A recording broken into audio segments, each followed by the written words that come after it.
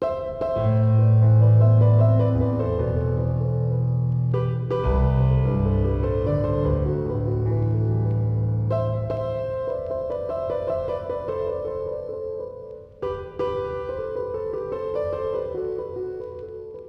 name is Johanna and I was born in Beaufort in County Kerry, and I lived in a farm with my dad and my mum and 3 boys, and we were 4 girls, so we were a family of 9.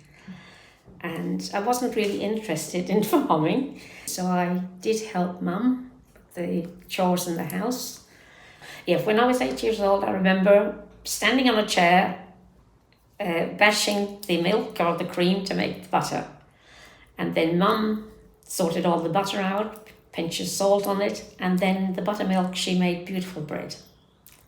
2 types, one was soda bread and one was sultana bread, which kept us going. We had chickens, we had turkeys, we had geese, and we had ducks. We used to have goose for our Christmas. Dad used to kill a goose, and we had goose, and we used to have to pluck the feathers, which was charming. And it was lovely. Mum used to stuff it with all the ingredients from Dad's vegetables, so we never went hungry. And she was a super cook.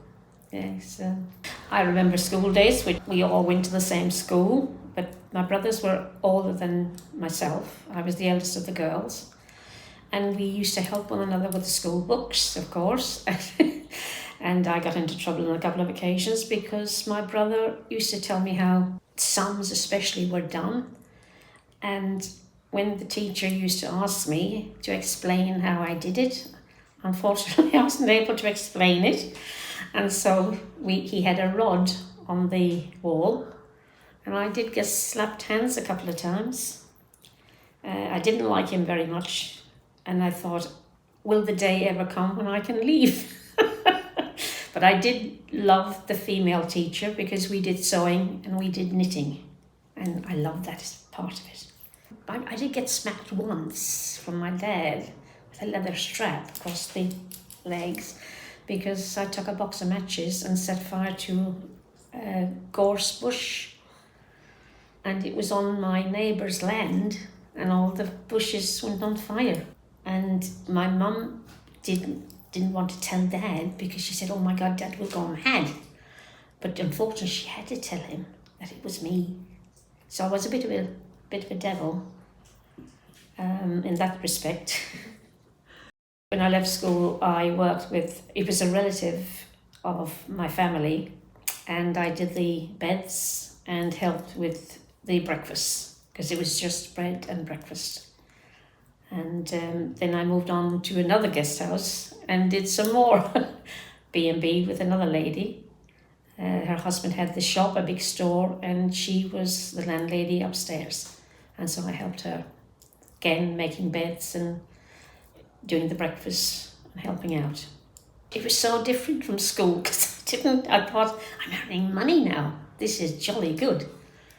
And I used to bring a little bit of money home to Mother and give it to her. Quite exciting. Oh, we had a great time because when you'd finish work, you could go out onto the street and you could watch the dancers and you could watch whatever went on. We weren't pub people because we loved dancing.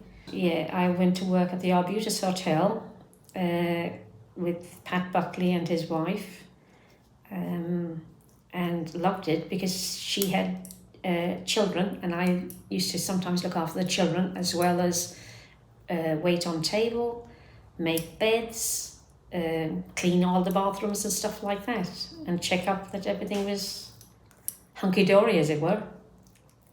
On the sheet there was vacancies for, again, staff, and I went along there and got the German manageress interviewed me and got my job there as, again, waiting on table. Yes, she was German, lovely blonde lady, and she said to me, would I like to come to Germany to learn to run a hotel like what she was doing?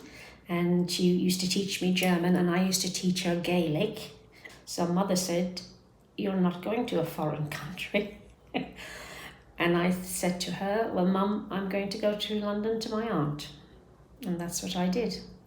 Oh, it was fantastic. I can understand where the song came from, The Lights of London, which Daniel O'Donnell used to sing, because I couldn't believe it. I thought, these lights are wonderful, because we didn't have lights. You could see a car where we lived for miles coming, but the lights of London it attracted me so much. I just loved it. I was 17 and I just loved it. I always thought in my head, wherever I hang my hat, that's my home. And as far as I was concerned, I was at home because my aunt was there. And I was brazen because when you think of it, I was very confident at that age to attempt to, buses, double-decker buses, hop on, hop off.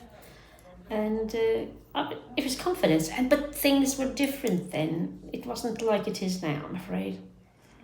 And then I met my husband, my future husband. He was a chef. Because he used to take me to the State in Kilburn, to the cinema. And we also used to go dancing. There was this dance venue called the Bamba. That was in Kilburn. Cricklewood, of course, Galtymore, famous Galtymore.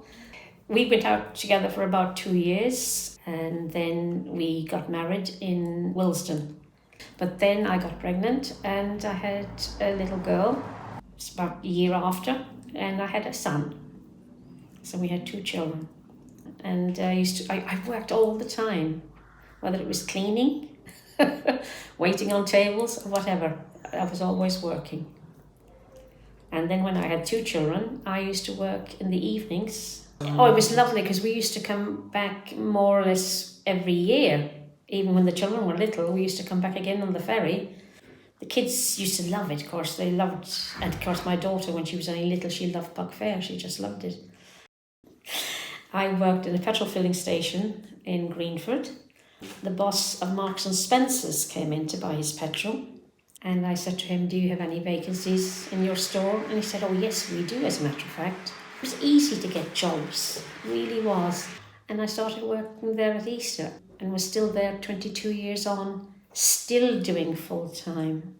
And we used to have every Christmas a great big Christmas party that they did for us, which was lovely. After 22 years store life, I want to change now for something different. And so I took a year off. My daughter had gone to Australia by then. And I went to Australia and had a great time. And then when I came back, I was bored. I had to be doing something. I was really bored. I used to do a job for a care company that was private. So I used to medicate people. You'd hand them the box and they used to have to take their tablets from there. So I looked after Parkinson's, senile dementia, Alzheimer's, motor neurons patients. That was rewarding. So I started that in 2001 and I retired from that job in 2018. So I was 72 by then. And if I was still able to do a job today, if I didn't have the arthritis in my hands, I'd be still doing something. I swear to God, I would not be sitting on my bum. I mean, with the arthritis, walking is a problem for me now. Some days I've got good days and then other days I have bad days. This is what arthritis is like. When my sister told me about, why don't you come home, she used to say, you've been long enough in London now. And I thought, shall I do it? Shall I try? And so the lady came and see me and interviewed me and she said, we'll let you know if there's any place available. So she said, what's your first choice? And I said, Killarney, of course, because it was close to family. And luckily enough, I got number 27 and one of the homes I lived in England was number 27 as well. What a coincidence. It's got everything. John's the manager, he's ever so lovely, and so is Denise. And if there's a problem in the apartment, there's always somebody at the end of a phone that you can call and they will come and do it by logging the call with Dublin. I mean, we've had loads of lovely holidays with friends from Marks and Spencer's. We used to go on holiday abroad, places like Cuba and places like that. The far-off places, Mexico I went to.